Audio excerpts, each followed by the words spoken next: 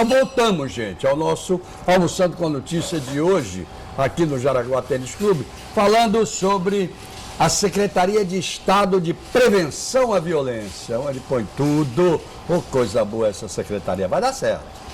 Vai dar certo. Eu conversava com a Esvalda Bittencourt, que é superintendente de políticas sobre drogas. E a gente falava sobre essa questão do voluntário que vai para o centro de acolhimento. A partir daí ele pode ir para uma comunidade que o acolhe da mesma maneira, com amor, com carinho e tal. Tem psicólogos. E eu perguntava o seguinte, e os da rua? Os da rua, Geraldo, nós temos a busca ativa, nós temos a equipe dos Anjos da Paz que vai até as ruas. Nós vamos à noite, de dia, onde nós encontramos uma pessoa numa praça, nós chegaremos juntos, conversamos com eles. Se for nosso público, nós levaremos para o centro de acolhimento, faremos a triagem e encaminharemos para a comunidade acolhedora. Mas é preciso que ele queira ir. Voluntariamente. Se ele, por acaso, na primeira visita, no primeiro contato, ele não desejar esse acolhimento, nós retornaremos. Nós não vamos só uma vez. Se for uma pessoa que tem o perfil de dependência química, nós voltaremos e insistiremos até encaminhá-lo para uma comunidade acolhedora. Eu acho que a Samila quer acrescentar alguma coisa. Meire. A Meire. Quando a Esvalda fala, né, da busca ativa e dessa resistência que às vezes o dependente químico tem com relação a aceitar, por isso que a equipe que vai para a Rua dos Anjos são equipes justamente treinadas para sensibilizá-lo. Sem dúvida. Né? Deixar sem resposta a gente não deixa. E muitas vezes eles estão tão fragilizados, tão desacreditados de uma resposta da sociedade, que ele, com esse acolhimento, que toda a equipe é realmente capacitada, é muito Eu queria lembrar, percentual. se eu estiver errado, alguém me diga, mas os Anjos da Paz começaram com o Jardel Adelino, Isso. Depois continuou com a Dalberon. Com a Dalberon, com aquela menina Maristela Positano. Sim, a Maristela o André. da Maristela do Move Paz. Move Paz, O André foi secretário de Estado há alguns meses. Foi. No governo Teotônio de Vilela. Exatamente. Então fez parte disso. Fez parte. O movimento de cultura de paz. Eu acho que o estado de Alagoas inteiro devia fazer parte. Sim. Por isso que até o Major me mostrava agora há pouco o decreto. Né? O governador lança o decreto, publica isso e chama todas as secretarias que, de certa forma, se relacionam como estratégia de prevenção a se reunirem num grande comitê. Perfeito. Então perfeito. É importante entender como isso, inclusive, é tratado de forma estratégica pelo governador, pelo próprio governador. Você queria continuar o que estava dizendo? Não, ela só fortalecendo essa questão, essa resposta, né, com relação a ele não aceitar. Não existe essa, para a gente enquanto técnico, não existe essa resposta dele não aceitar. Temos a missão, vamos dizer assim, de convencê-lo, de sensibilizá-lo, né, para a causa, de fazer com que ele entenda que ele precisa, que sozinho realmente é difícil sair da dependência química, sair do mundo das drogas. Tem aqui, acho que um depoimento, depois vivo aqui. Vou chegar lá. Ele vai dar esse depoimento sozinho. É difícil. Especial. Isso. Ronaldo, existe uma coisa comum, Geraldo, que até as meninas podem falar com maior propriedade, que é, às vezes, nessa cena de uso, onde eles são abordados pela busca ativa, eles estão naquele momento do uso da droga e muitas vezes rejeitam o acolhimento. Sem dúvida alguma. Mas a porta fica aberta para aquele que não conhecia ainda que o Estado tinha esse serviço. Então, às vezes, ao passar o efeito da droga, ele tem um momento de cair em si e vai procurar o nosso serviço. Deixa eu conversar com o José Américo. José Américo, que prazer receber você no programa. Você que é o gerente de programas de acesso à justiça e cidadania. Propositadamente eu fui tratando de cada assunto e quando eu vi qual era a sua gerência, eu digo, é nessa que a coisa acaba embocando. Que tipo de problemas você encontra que precisa fazer esse acesso à justiça e à cidadania, para que as pessoas que precisam deste serviço que essa secretaria faz sejam legalmente contempladas? Boa tarde, é um prazer estar aqui. Quando a gente fala de acesso à justiça, o foco da secretaria não tem só esse foco do judiciário, é um foco bem mais amplo. A gente trabalha com a justiça de forma de uma amplitude maior. Ok. O que a gente trabalha, além do acesso ao judiciário, através de parceria com Defensoria Pública do Estado, da União, do Tribunal de Justiça, a gente trabalha também com conciliação, mediação de conflitos. Perfeito. Para evitar que os pequenos conflitos, problemas de vizinhança, problemas que podiam gerar alguma coisa maior, eles cresçam e sejam eliminados já no seu início. Mas você diz é sempre em função do problema, por exemplo, drogas? Não, qualquer tipo de problema. Problema de vizinhança, um som alto que está incomodando, um vizinho que passou um pouco do muro da casa do outro, subiu um andar e está tendo acesso, questão de privacidade. Todos esses problemas que, de certa forma, às vezes chegam ao judiciário e tem uma morosidade que a gente conhece, que leva à frustração de uma pessoa, quando essa pessoa já vive num ambiente vulnerável e é frustrada cada vez mais, você atendê-la de forma rápida e célere, você está evitando uma frustração. Sem dúvida alguma. Agora, quem atende? Nós temos, a própria comunidade é treinada para se atender. Existe o empoderamento, porque a gente tem a Casa de Direitos, tem Casa de Cidadania do Benedito Bentes, a gente vai abrir mais 5 casas de cidadania. Não, eu digo quando o conflito está acontecendo e que ele pode ser transformado, por favor, vocês estejam bem servidos. Obrigado. A comunidade é treinada com 30 agentes comunitários em cada área vulnerável, para ela ser treinada a evitar os conflitos. Muito bom. O vizinho chega lá e Muito vai evitar bom, o conflito. muito bom. Veja bem, eu fiz uma entrevista magnífica essa semana, ainda não foi para o ar, vai para o ar depois desse programa, com a Mônica Suruagi, que é a secretária de Segurança Comunitária do município de Maceió. E ela falava exatamente sobre essa questão de conflitos e sobre a possibilidade que estava começando a haver da polícia, a chamada guarda Municipal. Guarda Municipal, que hoje a gente chama de segurança comunitária, participar de ações dessa natureza e passar a ser assim, o amigo, aquele amigo do cidadão, aquele que chega mais perto da comunidade. Poderia ou deveria ou já é um grande parceiro de vocês? Isso já acontece lá na Casa de Direitos. O primeiro atendimento que a população enxerga quando conhece, chega lá pela primeira vez, ele vê uma pessoa fardada, vê o guarda municipal, a primeira informação que ele vai buscar é com a segurança municipal e ele já presta a primeira orientação. E ajuda demais. Ajuda demais. Após isso, eles são encaminhados, dependendo do caso, para a equipe técnica, para atender, ou a população mesmo é orientada a resolver seus conflitos. O José Américo, me diga uma coisa. Esse problema chamado prevenção à violência não pode ter cor partidária, ter cor política, ter cor nenhuma, você não acha? Eu concordo. Isso tem que ser uma união de todas as forças, não tem? Eu concordo. Eu até uma orientação ao secretário que para trabalhar com prevenção, a gente tem que fazer um exercício de se colocar no local de quem está numa área vulnerável. Se você acha que se naquela comunidade está faltando alguma coisa que lhe faz falta, a gente deve sanar aquilo. Trabalhar com prevenção é isso, é se colocar no lugar do outro. E é seguindo essa orientação do secretário, do governador do estado, que a gente vem trabalhando para... Se nós formos falar em termos percentuais, que avanço você acha que nós demos nessa área? Quantos conflitos nós deixamos que não acontecessem? O número a gente não consegue precisar. Mais ou menos. Vamos falar de percentual.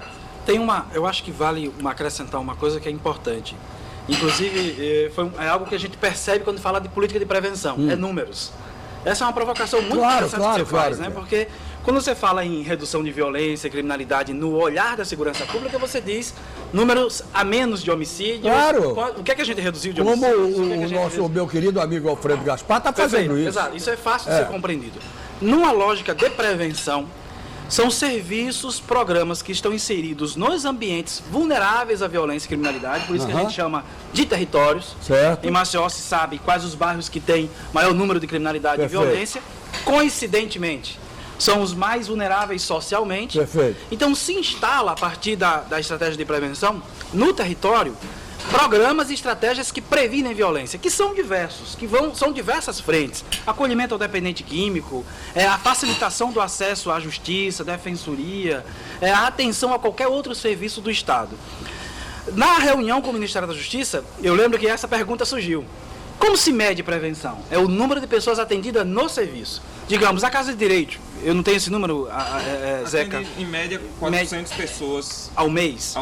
Pronto. Tudo Lá bem. na casa. Mas você não existem pode, muitos eu estou conflitos. entendendo, inclusive, que essa deve ser uma preocupação. Essa do é uma secretário grande preocupação. e de todos os que trabalham com prevenção, porque eu não conheço ninguém que tenha dito assim.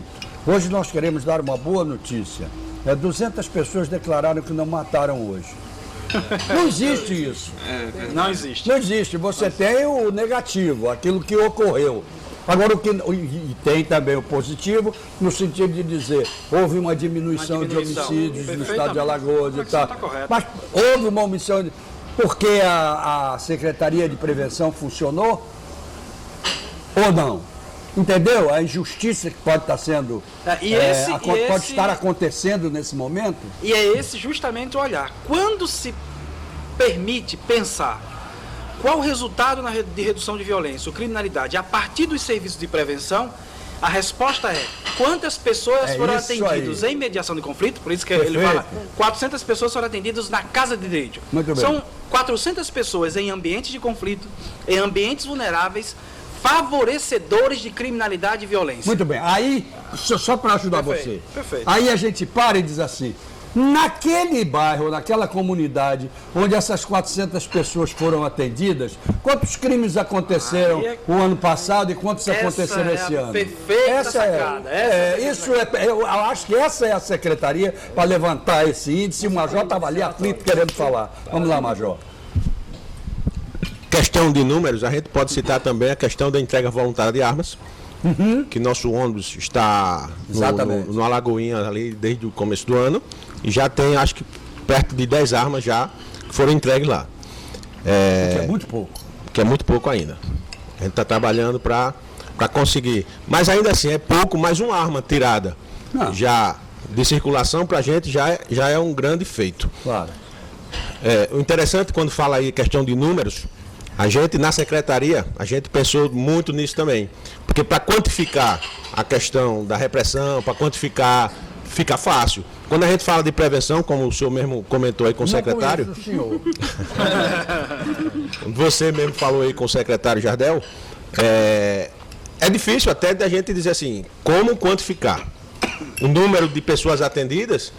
Por exemplo, a gente trabalha com crianças, orientando as crianças. As crianças, muitas delas, vão deixar de trilhar um caminho da violência. Mas para quando, né? Porque não é uma coisa de imediato. A gente planta hoje para colher amanhã. Prevenção é trabalhado hoje para o amanhã. Mas pensando nisso, a gente, dentro da secretaria, sabiamente, foi feito o desenho do observatório. O observatório em ouvidoria. Perfeitamente. O observatório atualmente está linkado com a universidade. A Universidade de Alagoas, ela criou um laboratório de pesquisa na área de segurança pública, que vai trabalhar com a gente para a gente conseguir também quantificar, ver pesquisa científica, como a gente vai chegar para poder dar uma resposta e mostrar, quantificando a prevenção que está sendo feita no Estado. Então eu acho que é um avanço muito grande o que a gente está buscando, porque a gente analisa o cenário nacional, são poucos os casos de quantificar a questão de prevenção, e a gente, inovando aqui no Estado, a gente está buscando esse conhecimento junto com a universidade. Muito bem. Agora chegou a hora e a vez do Emerson França. O Emerson é presidente de uma daquelas comunidades acolhedoras que a Isvalda falava.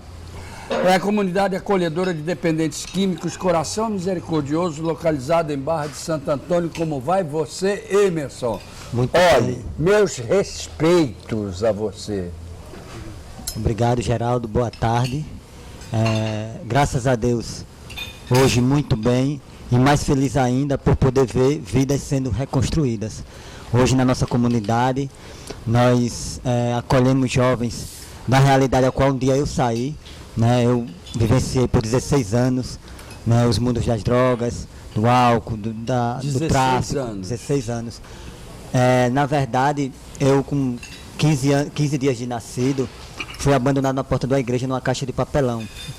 Um dia de sábado, quando o padre chegou para assistir a missa, me encontrou lá e levou para a sacristia e na homilia ele pediu para que uma família pudesse acolher. E aí eu fui acolhido por uma senhora, um casal do Ceará, que me adotaram, me deram lá uma família, educação, escola, etc. E aproximadamente aos meus 12 anos de idade, eu comecei a me envolver na minha primeira droga.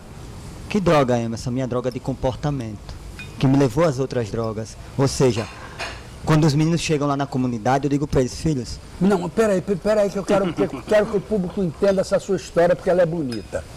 Você disse que se envolveu, a primeira droga que você se envolveu não foi aquela droga verdadeira, foi a droga de comportamento. De que maneira? Me explica. O que acontecia? Saía de casa para a escola e no meio do percurso eu parava, ficava na esquina com os colegas, com os amigos, e quando retornava para casa, o pai e a mãe perguntavam, filho, como é que foi a aula? E eu dizia, foi ótima, só que eu não estava na escola. Não estava na escola. Agora, você não estava na escola porque você não queria ou porque você foi levado a isso por brincadeiras maiores? Eu acredito que o desvio de conduta, né?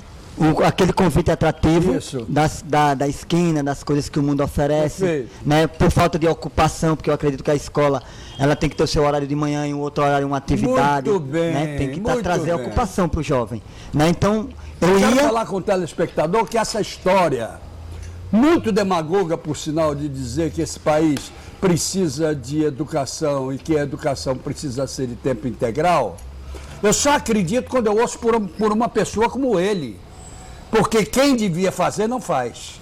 Quem devia fazer, não faz. Estou até acreditando no nosso governador Renan Filho, porque o secretário Luciano Barbosa levanta essa bandeira. E eu acredito. Agora, é importante vocês ouvirem uma pessoa que entrou na droga dizer para vocês que mente desocupada é casa do diabo. Foi isso que você falou. Exatamente. Não foi então, isso? Exatamente. Através dessas mentiras, desonestidade, o que é que eu fiz quando você acaba de falar nessa mente do diabo? Quando a gente vai olhar a própria palavra, ela fala em João, quem mente é filho dele. Então comecei a abrir a porta para o mal. E automaticamente a doença de comportamento, o meu comportamento desregrado foi atingindo o meu espírito e eu fui me tornando uma pessoa rebelde, desobediente, desonesta. Aí o que é que vem nesse caminho? A droga. Claro. Né? Começou com a bebida alcoólica, né? Depois da bebida alcoólica, até apresentada por próprios familiares que também tomam a cerveja em casa, eu achando que aquilo era legal, e comecei a tomar, e a partir dali também começou a vir as drogas. E aos 13 anos, mais ou menos, eu estava usando maconha, não indo para a escola como deveria, ficava um período, saía para usar. Que idade? 13. Putz. E nessa mesma idade minha mãe faleceu, essa que me acolheu, me adotou, e numa discussão com o irmão eu soube que era adotado. Meus irmãos já mais velhos... você não sabia? Não sabia. Meus irmãos já mais velhos... É um grande erro, hein? Alguns já fazendo faculdade. E eu comecei a buscar aquela coisa chamada ter, né? Que a gente às vezes esquece de uma palavra que é primordial para o ser humano, ser. Eu preciso ser primeiro, para um dia ter alguma coisa. Com certeza. Né? E às vezes tem pessoas que queimam essa etapa do ser para ter e acaba se perdendo. Foi o meu caso. Eu olhei para os meus irmãos e disse, poxa, eu não vou fazer uma faculdade para ter as coisas, isso vai demorar muito. E vi lá a pessoa do traficante com a moto, com o carro, e comecei a dizer, poxa, por ali, eu vou trilhar esse caminho aqui que eu vou ter as coisas rápido. E com 15 anos, 16 anos, já comecei a fazer o aviãozinho, chamado aviãozinho, pegar uma pequena quantidade de droga, começar a vender. Eu morava no bairro do Benedito Bentes, né? E comecei a olhar para o traficante e dizer, um dia quem vai mandar aqui sou eu. E com 18 anos, mais ou menos, eu já estava pegando droga em outros bairros, já vendendo uma quantidade maior, né? E já me envolvendo ainda mais com a criminalidade, já migrando para outros bairros, fazendo esse intercâmbio, né? E vivenciando essa vida de drogadição. Com 18, 19 anos veio a primeira prisão. Fui preso a primeira vez, muitos conselhos do meu pai é um militar aposentado, e muitas das vezes ele me dava conselho, filho, se tu for preso eu não vou lá, porque eu não criei filho para isso. E eu dizia, não estou envolvido com nada não, e tal, que tenta se esconder dos pais de todas as maneiras. E veio a prisão, porque a consequência dos atos errados vem, pode demorar um pouquinho, mas vem, né? E é avassalador. Eu fui preso a primeira vez, na porta da minha casa, né? A polícia me prendeu, depois acabei sendo encaminhado para uma delegacia, fiquei um bom tempo lá, né? Saí dessa delegacia, voltei novamente para o mundo das drogas, do tráfico, E fiquei mais um tempo no bairro do Benedito, depois migrei para um outro determinado bairro, e lá me envolvi também, né? E nesse decorrer de tempo eu fui vendo jovens perdendo suas vidas, meninos que se cresceram comigo, brincava de chimbra, soltava raia, meninos de 20 anos, 19, que tinham famílias maravilhosas, mas por conta da falta de regra em si próprio, foi descendo a sepultura cedo, né? Pra você ter ideia, eram 16 jovens que se cresceram comigo, só hoje está vivo eu e um outro jovem que eu estou tentando também resgatar hoje, que saiu do sistema prisional há pouco tempo. E eu estou tentando também trazer ele para esse lado de cá, para que ele possa mudar com o meu exemplo, mostrando a ele é possível vencer. E o que é que aconteceu? Veio essa segunda prisão, eu fui preso mais uma vez, e retornei, voltei para o tráfico novamente. Foi quando chegou essa droga, que a gente chama droga fria e depressiva, né, destruidora de lares, que inclusive se você pegar a Bíblia no Salmo 102, ela está lá, como cinza do mesmo modo que pão, sou como uma coruja que anda pela madrugada. Ela tem um referencial dela lá, porque é uma droga maldita, o próprio, eu costumo dizer, que é o próprio diabo ali, através dela, Tá o crack. falando do crack. E aí eu comecei a vender o crack, muitos jovens eu via se ajoelhar e dizia, me venda aí, se eu não me pagar, você pode me matar, e tantos outros absurdos que a gente vê por conta daquela busca excessiva de fazer uso. Por quê? Porque o crack, ele causa no jovem um efeito 10 vezes mais prazeroso do que uma relação sexual. Então, o jovem, quando ele termina aquele uso, 5 segundos, 10 segundos, ele quer ter esse prazer novamente. E aí ele vai fazendo tudo para ter, e acaba deixando lá a esposa, vendendo tudo que tem. Se ele tiver uma roupa boa, ele volta com a roupa velha, volta sem camisa, sem sandália, começa a destruir. E eu, um determinado dia, na favela, vendendo droga, chegou um jovem 2 horas da manhã, com um notebook, querendo trocar aquele notebook, me abusou, e eu disse, filho, eu quero dinheiro. E ele ficou lá insistindo, eu peguei aquele notebook dele. E quando ele me deu as costas, eu olhei para ele e disse, eu vou mostrar para esse jovem que a pessoa usa isso e não precisa fazer essas coisas. E fui usar, porque até então eu fumava maconha, bebia, e tinha essa droga de comportamento que ia me levar à morte, né? Eu costumo dizer que talvez para vocês agora vai ser um absurdo o que eu vou falar, mas eu agradeço por ter feito o uso do crack, porque se eu não tivesse feito, eu não teria encontrado o fundo do poço. Ou seja, eu teria continuado naquela vidinha, vendendo droga e achando que estava tudo bom. Ia terminar morto. Ou terminar morrendo. Quem tirou você desse fundo de poço? E aí o que aconteceu? Nessa noite eu fiz o uso do crack.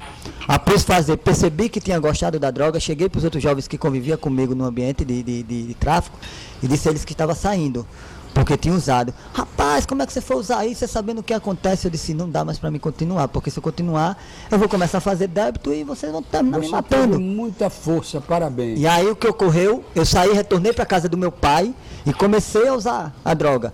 E às vezes os vizinhos, as pessoas até julgam um pai e uma mãe quando não aguenta mais e fecha a porta para o filho. Mas só sabe o que é ter usuário de crack quem tem dentro de casa. Ele tira tudo. Paz, sossego, sono. O pai não pode ter um bem porque ele vende. Ele destrói tudo porque ele só pensa em usar. Cheguei ao ponto de tirar a mistura da geladeira. Meu pai sair, quando voltar não tem mais. Porque é muito fácil a gente vir e falar, eu fiz isso e aquilo. Mas e o que a droga fez depois? Porque às vezes a gente fala, eu estava num show, numa discoteca, mas não fala do pneu do carro que furou. A gente vê aquela propaganda mesmo de bebida alcoólica, com mulher bonita, com aquela coisa toda, e não se mostra o acidente de carro, não se mostra a discussão em casa, não se mostra a agressão à esposa, né? Por quê? Porque o inimigo, ele fantasia as coisas. Então, quando eu cheguei nesse fundo de poço, teve um determinado momento, que meu pai, como uma pessoa responsável, pagador de suas contas, eu tirei um cartão de crédito dele, tirei o salário dele e usei todo de droga. E ele disse, filho, eu não aguento mais. Eu não quero mais você aqui em casa. E aí eu fui em busca dos amigos. Opa, irmão, posso dormir aqui hoje? E um olhou para mim e disse, você vai botar quanto de droga? Eu disse, não tenho droga não, só queria uma dormida. E eles olharam para mim e disseram, filho, dá não. Dá não porque minha mãe vai reclamar e tal. Eu disse, quer dizer que se fosse para mim botar droga, daria. Então eu saí procurando um canto e vi um caminhão lá abandonado. Num campo de futebol que tinha uma carcaça de caminhão. E eu fui para debaixo daquele caminhão lá e dormi. Estava sob efeito de álcool. Quando foi no outro dia que eu acordei, eu lembrei que tinha uma casa com 5 quartos. Meus irmãos tinham casado e deixado os quartos. Eu tinha uma opção de escolher qual quarto queria dormir. E estava naquele momento ali acordando com um monte de formiga andando sobre o meu corpo. Então eu disse para mim mesmo, já deu, é hora de pedir ajuda. Sendo que um cunhado meu já tinha ouvido falar do projeto Acolhe Alagoas e tinha me oferecido tratamento. Porém, eu ainda naquele processo de negação, como ela bem falou, que às vezes faz a visita e a pessoa não quer, no primeiro momento, porque para mim deixar a droga, Geraldo, eu tinha que encontrar a consequência. E qual foi a consequência que o me encontrou? O pai fechar a porta de casa e os amigos que ele achava que era amigo também dar as costas. Então foi ali que eu vi que estava perdendo. Você percebeu aí. Isso, Depois dos comerciais você conta o que aconteceu. ok. E sabe de uma coisa? Meus comerciais vão ser só assim, ó. Estou no Jaraguá, faço bate-papo no Bodega do Sertão e no Filé do Zezé. O Algás você aprende como é na loja Algás Conforto. Seu carro fica lindo na Ecoprime. E o empreendimento do como é o nome? Riacho Doce Beach Residence, que até me faltou a memória agora. Eu agradeço a todos que patrocinam um programa que pode levar para o público telespectador testemunhos como esse, cercado de gente que pode evitar que coisas como essas aconteçam. A gente volta já.